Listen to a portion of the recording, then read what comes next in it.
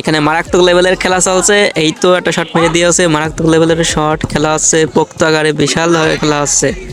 তো ফাইনালি একজন বল পেয়ে গিয়েছে, এবার শট দেবে, তো শট দিয়ে দিয়েছে, বল চলে গেছে ওই মাথায়। একজন পেয়েছে, আবার হ্যান্ড বল, হাত ধরেছে অলরেডি, হাতে ধরে আবার কিন্তু খেলা শুরু হয়ে গেছে। এই তো এই দিকে মেরে দিয়েছে জোরে, আবার সামনের দিকেও মেরে দিয়েছে।